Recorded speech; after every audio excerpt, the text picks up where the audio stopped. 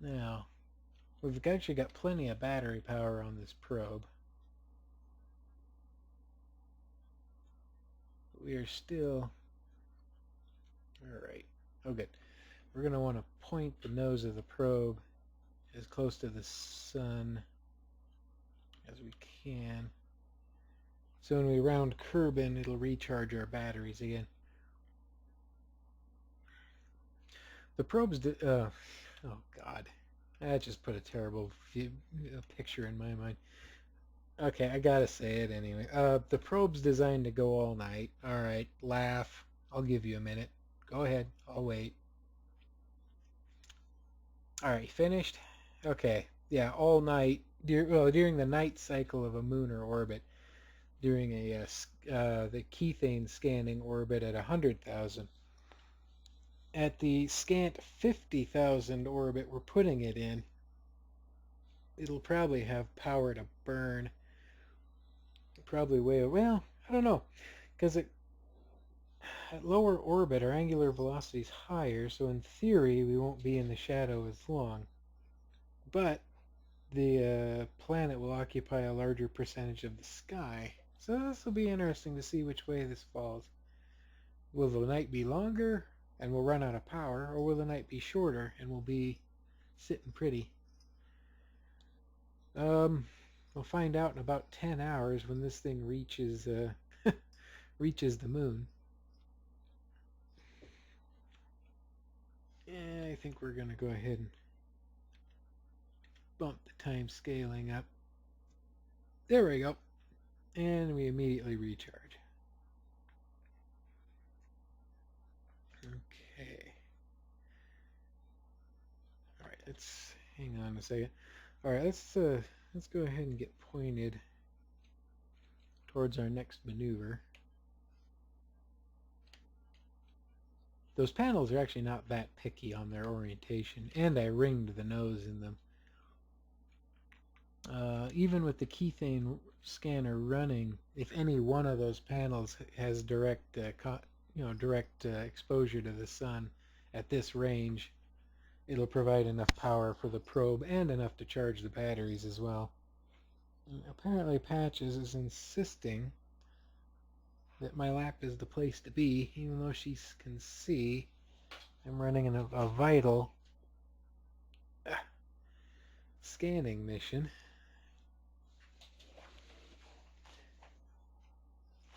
Oh, poor insecure kitty cat. Needs to be comforted. Here, go see mommy. Alright, back to the mission. Okay, we're half hour out from our burn. And there goes Kerbin off into the distance. Which means... Aha! The moon. Our destination. Oh, let's time jump. Until we hit our maneuver node. And after we do the burn, I'm going to try an experiment. I think I'm just going to sit quietly and let everyone just watch us fly in. I know you're not supposed to have dead air, but sometimes the game just kind of... The visuals speak for themselves. And the serenity of the game is as enjoyable as anything.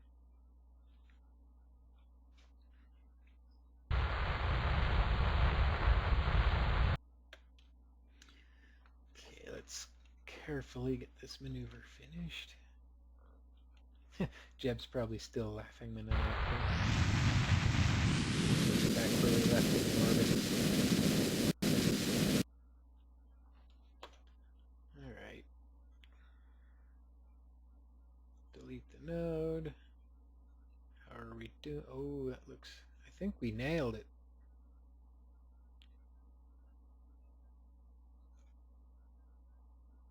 I think... Oh, that looks nailed.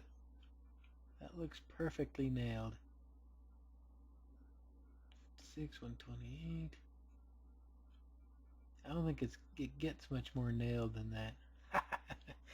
Oh, it's always a good feeling when a plan comes together. Thank you, Murdoch.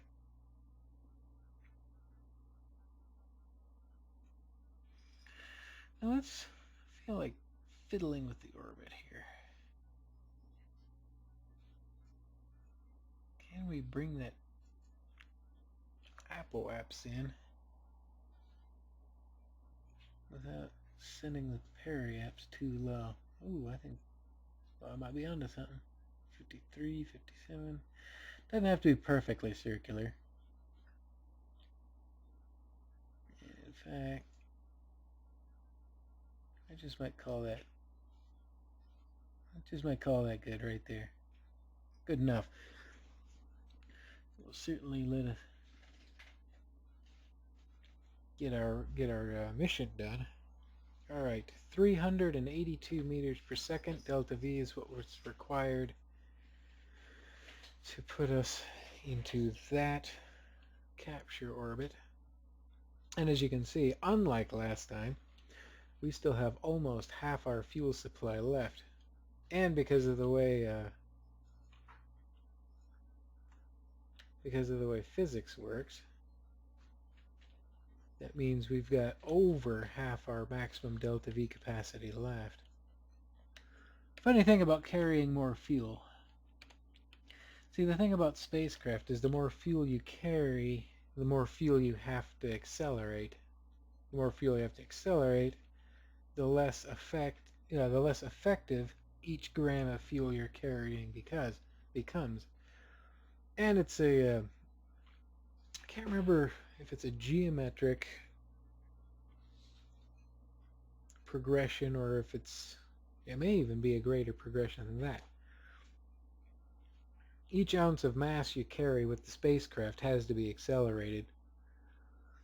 So the more fuel you're carrying, the more mass you have to accelerate. So there's oh god, what's the name of the principle? There's so much I've forgotten about this stuff. I used to be pretty darn good with my lore.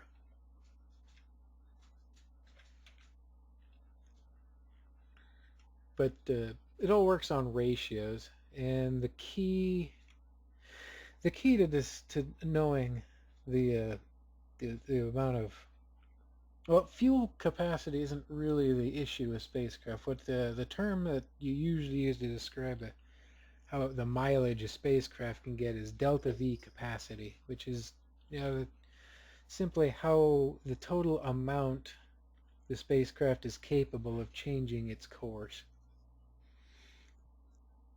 And determining the delta V capacity of your spacecraft is deceptively simple, although I'm going to use some big words, big math words that might scare a few folks off. But it's just the engine's specific impulse multiplied by the acceleration of gravity at sea level, which you'll recall gives us the exhaust velocity, multiplied by, here it comes, the scary part, the natural logarithm of the ship's starting mass divided by its ending mass, which is how much it weighed before you expended fuel and how much it weighs after you've expended the amount of fuel you expended. And it's really, anyone who's got a scientific calculator, even the most basic of calculators, can easily run that formula and find out what the range of the spacecraft is. The inverse of the law, I don't remember off the top of my head, and it's far more complex. But you still, let's see, it involves raising the natural number to a certain power based on the ratio, based on the same expression of ratios. And that's useful if you need to know how much fuel you need to burn to generate a specific amount of delta V. But like I said, I don't remember, I'm not as familiar with that formula. It's far more complex. I've got it written down somewhere. Honestly, I make extensive use of Excel when I'm designing spacecraft. Since it does all of the number crunching for me, it makes it pretty simple once you get a good spreadsheet built. I'll have to look that formula up, maybe post it somewhere. That's a useful one to know too, if you just need to know how much to expend for a certain effect. Creeping up on the moon. You'll notice our orbital velocity is dropping down to just about nothing. If the moon didn't interfere, we would eventually more or less stop and then fall back towards the planet Kerbin. But you can see the moon is looming in the distance. It's still mind-boggling for me just to watch this procedure happen, even in slow motion like this. Just, I mean, it's the moon. It's a tiny. From our point of view, it's a tiny disk the size of a dime held out at arm's length, and we're traveling through this gulf of nothing, and we're getting to this whole other place. That's just, it's so unreal. It's hard to get your head around sometimes, I guess. Anyway, I promised to shut up, and I've already failed on that pretty horribly. We're 2 hours out, which at this level of time acceleration is going to require me to pull out a calculator. I used to know this by heart.